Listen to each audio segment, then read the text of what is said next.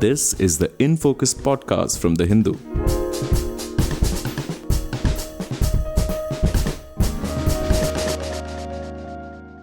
Hello and welcome to the In Focus podcast. I am Nivedita.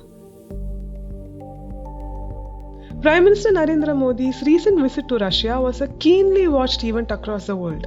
After all, it was Mr. Modi's first bilateral visit after winning a third straight term. For India, the summit was a chance to engage with one of its oldest allies on a whole range of issues. However, India's Western allies weren't too keen on the visit given the Russia-Ukraine war. In fact, the US State Department and Ukraine were openly critical of Mr. Modi's visit. Mr. Modi's visit concentrated more on bettering economic and trade relations. For example, the two sides agreed to increase bilateral trade to $30 billion, promote the use of national currencies in trade, and develop connectivity by expediting work across trade corridors. The two sides also discussed various ways to deepen the already well-established military and military technical ties. I spoke to Swaran Singh, Professor, International Relations, JNU, about Mr. Modi's comments on bringing peace to the region, the role of the Global South in this process, the challenges in increasing trade between the two countries, and the changing dynamics between them. Professor Swaran Singh, thank you so much for joining us today. Thank you, Nivedita, for having me on your podcast. So there's an interesting dynamic at play here. Mr. Modi is meeting President Putin exactly when NATO is meeting in Washington, D.C. to provide more funds for Ukraine to support it during the war. So this is also Mr. Modi's first bilateral summit since winning the election. Is there a message here? First of all, I think it may be just coincident that Prime Minister's Moscow visit coincided with the NATO's meeting in Washington, D.C. Meetings of heads of state is not an easy affair to find dates that suit both sides. So I don't want to assume that this was intentionally done to coincide with NATO's meeting in Washington, D.C. To me, if there is any connection at all, it could be that the fundamental driver of India's foreign policy has been and remains the focus on strategic autonomy. So in that sense, it could be a reassertion of India's strategic autonomy, that India wants to follow a policy of multi-alignment, which means building as much or as many of partnerships with as many sectors, with as many countries as possible. And our relationship with Russia is, of course, very special. That's why it is actually called Special and Privileged Strategic Partnership. And summit meetings, again, is something which is a 25 years old story. These are annual summits, which were not happening because of post-pandemic difficulties of both countries, and particularly given the fact that Russia has Ukraine special operations. And I think this was overdue in that sense, that Indian Prime Minister was supposed to pay the reciprocal visit to Russia. In terms of more immediate issues, which of course obviously came on agenda and could have been the reasons why Indian Prime Minister chose July to visit Moscow, is inordinate expansion of bilateral trade of these two countries.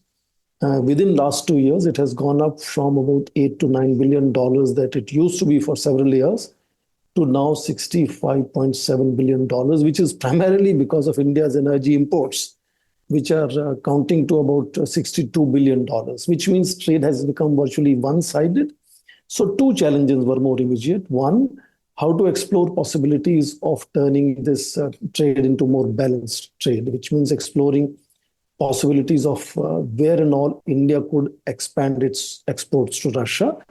And second, I think it's also a very unique experiment that Russia and India have started from way back 1990s, early 1990s, when Soviet Union collapsed and Russian Federation was formed. Rupee-ruble trade is a format, and that arrangement also needed a special attention. And I understand at end of the visit, two sides have focused on creating a whole new template on using local currencies in bilateral trade. So there could be, as I said, multiple ways of looking at what made this visit in terms of its timings. And of course, as Prime Minister said himself, it is important also to notice that when Indian Prime Minister goes to Moscow, the entire world from Beijing to Washington is carefully not just looking at it, but analyzing the implications. And the Prime Minister took care to make sure that he is not seen wavering or leaning on either side. And India continues to assert that central focus of foreign policy being strategic autonomy. I think in that sense, it was timely, and there are useful outcomes that we notice now have happened out of this visit. Long-term implications will be known later, because meetings like this are fundamentally meant to share the strategic vision of two leaders, and which you remember Prime Minister said in the very first evening during dinner, he had 4 to 5 hours of very frank sharing of ideas on both sides. And some of the outcomes of those will happen over a period of time. So overall, I think it's a useful visit in terms of timings and outcomes. Very interesting things you have mentioned here. I would like to concentrate on the first portion of it, the Russia-Ukraine war, and then come to the trade aspects. So as you said, the world really did look at Mr. Modi's visit to Russia, to Moscow. So when Mr. Modi hugged President Putin, lots of people were not happy about it. The US was like saying the US was not happy. President Zelensky came out and said that he expressed his dissatisfaction. But then the Indian Prime Minister, in the stage when President Putin was there, talked about the need for peace. Then he went on to say the same thing when he went to visit Austria. So what does this say about India's stand on the Russia-Ukraine war, given the fact that India didn't submit to the West-sponsored Summit of Peace communique? Understandably, there is going to be dissatisfaction and displeasure in Ukrainian leadership, and of course in the United States and among its friends and allies, who have been trying their best to their ability to isolate Russia as much as possible with very strict economic sanctions on Russia. So their displeasure is understandable, but also understandable is how India has sustained its what I call proactive neutrality on issue of Ukrainian crisis.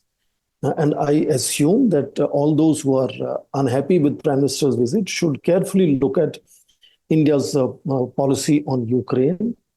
It begins all the way back in February of 2022, when India had mentioned in United Nations that India is concerned about the difficulties in the relationship of Russia and Ukraine. And then gradually, you see, semantics have moved very clearly from there to talking about impact. And when there was a massacre in Ukraine in August of 2022, India had asked for an independent international investigation. So India's proactive neutrality has been very dynamic, and I want to underline 3 things in that. One, in September of 2022, when Indian Prime Minister met President Putin face-to-face in Samarkand, he had clearly mentioned to the president of Russia that this era is not era of war. That statement was reverberated around the world. Around half a dozen other leaders used that same expression. This also became the wording in multiple international joint statements, including outcome document of the G20 in Bali, and of course some others. So that was very clear indication that India stands to ensure that war comes to an end as soon as possible, and saying it upfront to the president in face-to-face meeting is what Indian Prime Minister had done. Move from there to last year's May summit of G7 in Hiroshima, where India is invited as a special invitee. Indian Prime Minister clearly said in that meeting that this is not the time when we should allow any unilateral tinkering with international boundaries, and sovereignty and territoriality of states must be respected. This was a message clearly to China, but also a message to Russia.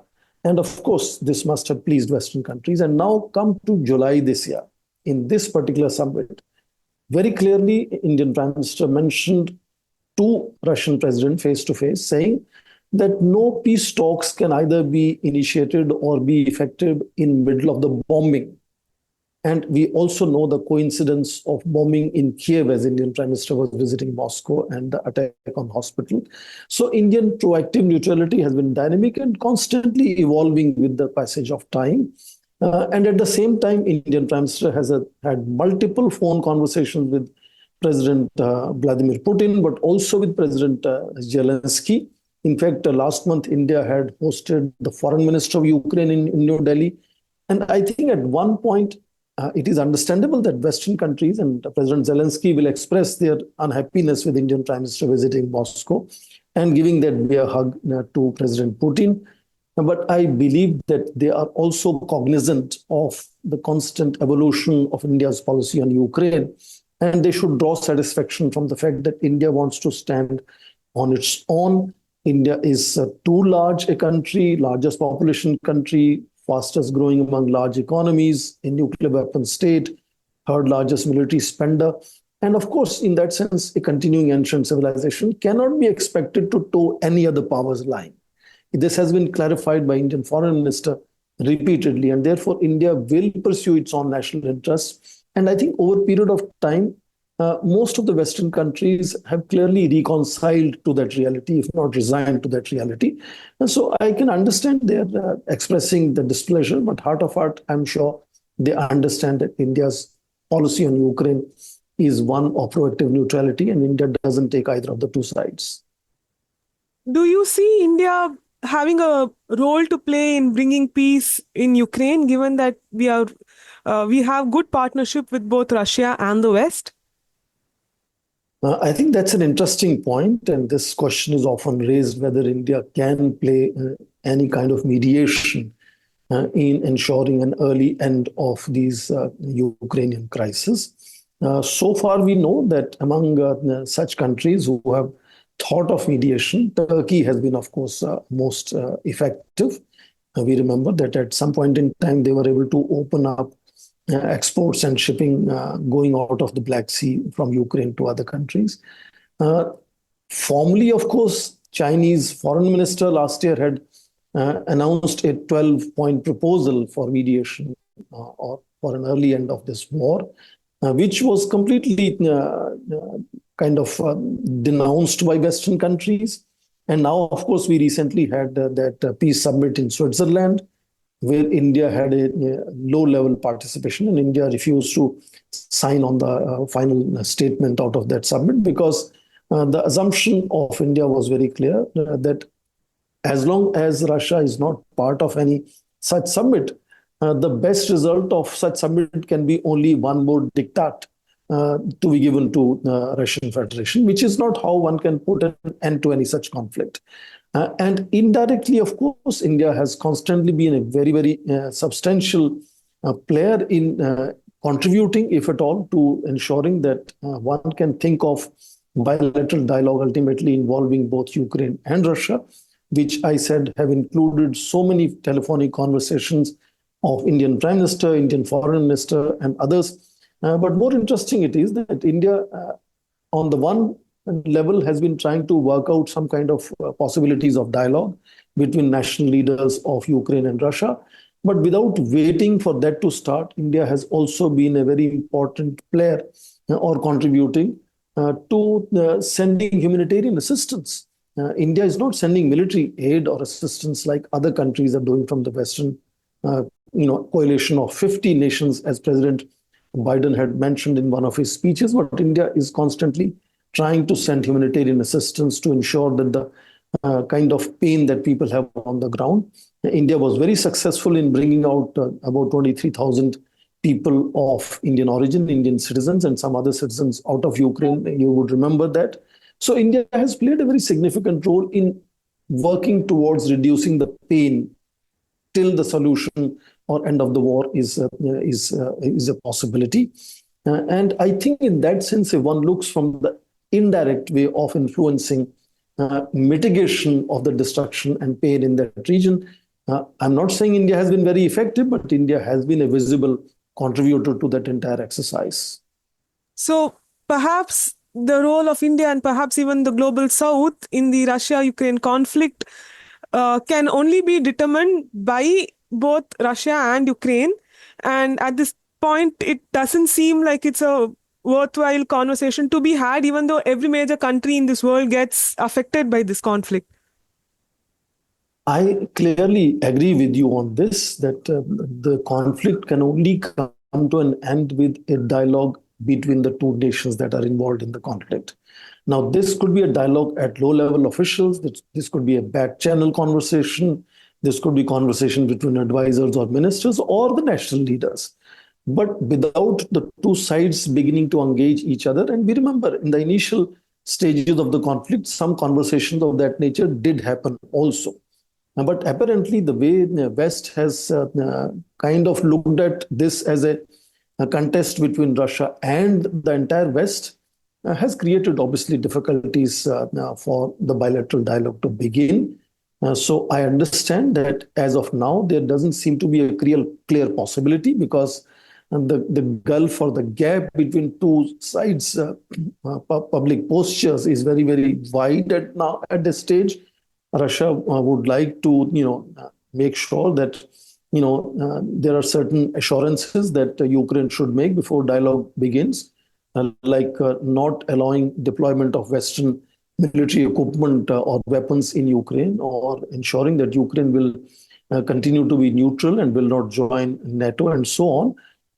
And of course, Ukraine has made it very clear they want Russian forces to move back to where they were before February of 2022, which of course is not something that Russia is willing to accept, because they've already declared Luhansk and Donetsk as independent republics, which they have also recognized. So the gulf at this stage is enormous. Usually in conflicts like this, the conversations begin when both sides begin to feel what academics called mutually hurting stalemate, which means neither side is making any gains, but constantly is undergoing death and destruction. That very often leads to fatigue and thinking of starting a conversation. And usually the understanding at that stage is, let us freeze the reality as it is, without putting preconditions on either side. We don't know when that will happen and how that will be possibility to imagine two sides talking to each other.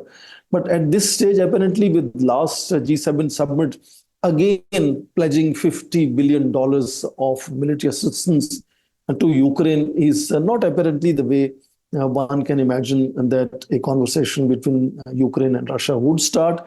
One also understands the domestic limitations of President Joe Biden going into presidential elections now. So any concessions would be seen as a retreat in domestic politics. So there are limitations of President Zelensky, and in that sense, President Putin seems to be in a relatively comfortable position of having just got his next tenure, being re-elected as president of Russia. So we don't know who should be making concessions and how and when. At this stage, I think I have a fairly pessimistic assessment of this war more or less continuing and only ending in terms of both sides feeling the fatigue of, not really feeling that there is any breakthrough that either side is able to make. And that stalemate could perhaps force both the sides to think of starting some kind of conversation, whether it is through a third party or back channel conversations.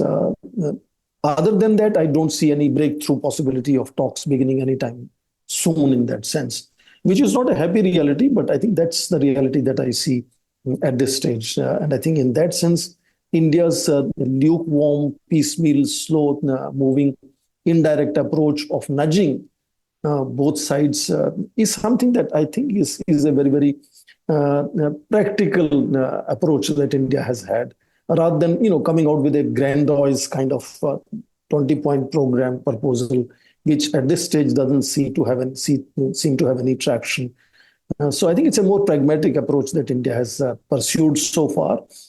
It may have had some impact in terms of mitigation of what could have been more dangerous destruction.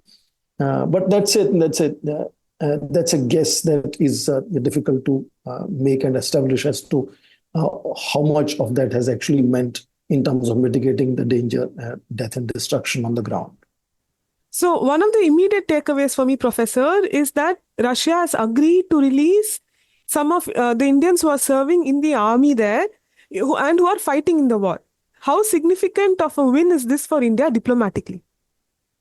I think it's definitely very substantive and concrete takeaway from the meeting between two national leaders, Prime Minister Modi and President Putin.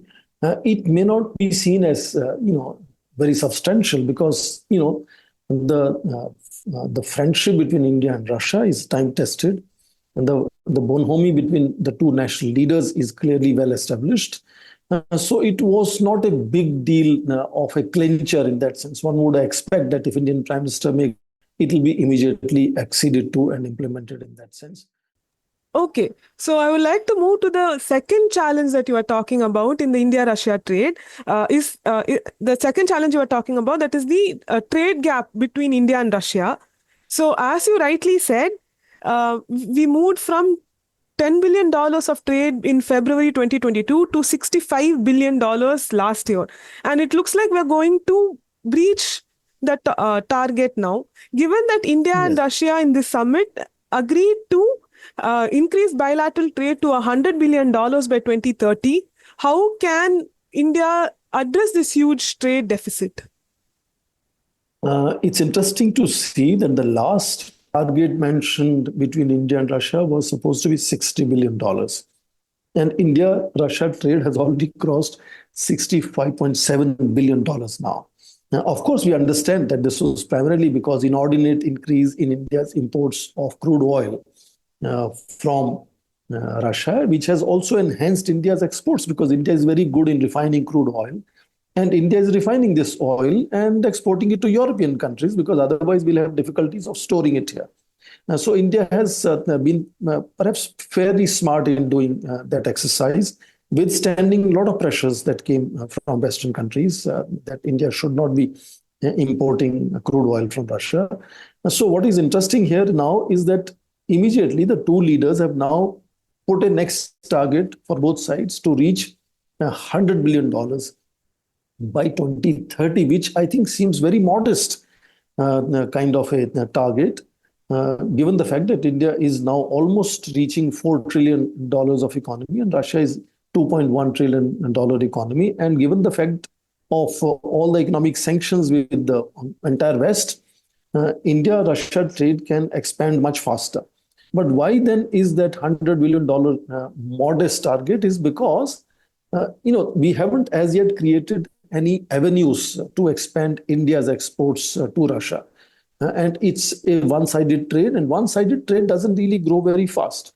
So the bulk of the imports that India does, which makes Russia now the second largest source of India's imports.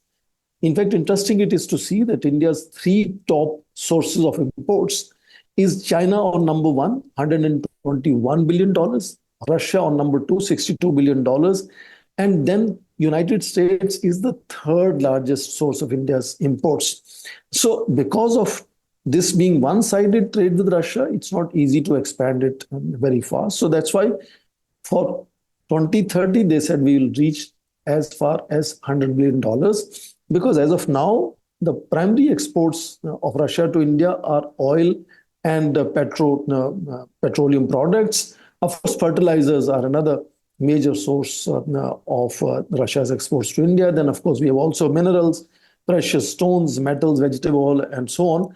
India's exports to Russia, on the other hand, are primarily pharmaceuticals, also organic chemicals, and a lot of electrical machinery and iron and steel and so on. Now, the new areas which are on the table for discussion where India can explore new opportunities and Russia can make it possible for India to increase India's exports to Russia would be a lot of agricultural processed products. And of course, also automobiles and automobile parts, a lot of engineering goods. And of course, we can expand our core sector of pharmaceutical exports to Russia. So basically, two sides have to work on creating new sectors where India's exports to Russia should increase exponentially so that their bilateral trade can go up. More interesting, another challenge, what makes the target of 100 billion modest and very practical, is the fact that both Russia and India have been trying to use local currencies for their bilateral trade. And that, has got into its own kind of a traffic jam because it has not been practiced that the trade would be of this size and we will still be able to do trade in rupee and ruble terms. If we were to supply so much of rupees to Russia, and then obviously Indian rupee will need to be invested back in India. There are not too many countries. There are about 22 countries where Indian rupee is acceptable. But Russia would then also like to ensure that it is able to use that local currency of India if it is, being paid in Indian local currency of rupees. So in that sense, the focus of discussions of Prime Minister Modi and President Vladimir Putin was also to recast that template of rupee-ruble trade arrangements between India and Russia. And I'm sure they have devised some more innovative ways which should allow local currencies to be used as the trade is exponentially growing the way it has grown. So I think that there is a possibility that trade can grow. And more interesting it is that even within their defense cooperation, which has been the core defining pillar of India-Russia relationship, which at some point in time had 65 to 67% of India's military equipment being of Soviet origin. Over years, India has sought to diversify. So we have seen that countries like Israel and France have become really significant sources of India's defense imports. Sometimes Israel was number two, sometimes France was number two. Interestingly, United States was never number two. In that sense, diversification has meant that Russia's defense equipment coming to India, the share has come down from 65, 67 to now about 45 to 47% of India's defense imports. But what is interesting, what still keeps that relationship very significant, is that what used to be called licensed production, which means virtually assembly lines, assembling parts and pieces in India brought from Soviet Union or later Russia, to now very different kind of defense relationship where two countries begin to work together from the time they start thinking of blueprints, the outline of what is the new technology or innovation they want to focus on. Then we focus on doing co-production. And the most significant part, which is true of all countries, when countries supply you advanced defense technologies, the recipient country is not even allowed to use that technology independently, and they are kept under strong monitoring of the supplier country. Absolutely, these countries don't allow that technology to be transferred by the recipient country to any other third country. But here, because India and Russia are working together from the level of blueprints of innovation and then co-production, India is also able now to export jointly produced defense equipment. And obviously, BrahMos is the greatest example of that. And that has made India's defense exports very, very attractive to several countries, from Manila to Vietnam and so on. In fact, that has also made India to focus on defense exports becoming an important component of earning foreign exchange, with Prime Minister last year giving $1.5 billion target for defense exports. So a very transformative kind of change that has happened in India-Russia relationship across several sectors, where we have seen that we are able to evolve that relationship, keeping with the times, where India has now begin to engage a lot of Western countries very, very seriously. And therefore, United States and its friends and allies, Britain, France, Germany, Israel, and so on, have become important partners in several sectors, not just in defense sectors, but also across economic partnership sectors in that sense, which requires India-Russia relations to be redefined. And that is an effort which has seen certain traction and certain substantial outcomes over a period of time. And free and frank discussions that Prime Minister made mention of between two national leaders is an indication that they are thinking on those lines as to how India-Russia relationship, howsoever important, time-tested and privileged and special that may be, but they also need to constantly recast as to how that must stay representative of the times we live in. And that, I think, should now start a whole new chapter in India-Russia relationship, starting from this summit meeting, which, as I said, happened after 3 years. Though, as Prime Minister said, They were both having telephonic conversations. But this bilateral summit, which is a quarter of a century old template of bilateral annual summits, being revived now again by Indian Prime Minister's visit to Moscow, hopefully should recast the relationship and start a new chapter in making that relationship still very substantial and important for both sides. I would like to end the podcast with a larger question. You already told us that Russia is moving closer to China, and Mr. Modi's visit to Moscow comes at such a time. So, how does India's relationship with Russia grow in such a time? I think that's a most interesting question here, because it may not have come up in any formal articulation or conversation, and let alone it coming on any agenda. But definitely, I think the fact that Russia has become really close to China in last 2 years must have been on the minds of Indian power elite, Indian interlocutors, and of course, Indian Prime Minister. It is interesting to underline the fact that India-Russia relationship has been unique in many ways. And one way it is the fact that it has never seen any disruptions. All the way back from late 1950s till date, earlier with Soviet Union and later with Russia, the two sides had always stood up to each other in thick and thin, as was underlined by the Prime Minister. By comparison, Russia's or earlier Soviet relationship with Chinese have seen fluctuations, ups and downs. But in last 2 years, and if you remember the February 2022 joint statement that came when President Putin visited Beijing, which described their relationship as partnership with no limits, which rattled much of the Western countries since, obviously made the world and India conscious of Russia-China relationship in the backdrop of Ukraine crisis, has become extremely intense in that sense. And also it coincided with the fact that India has border tensions with China.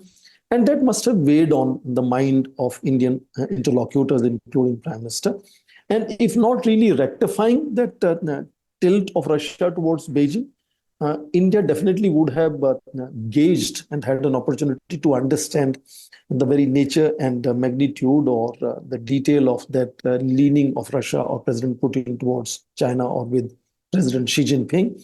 And such a kind of reinforcement of strong India-Russia relationship, of personal bonhomie of two leaders, I think would have also contributed to rectifying that tilt that Russia has apparently had lately towards China. And India has been a very strong and enduring friend of Russia, and so also Russia, an enduring friend of India.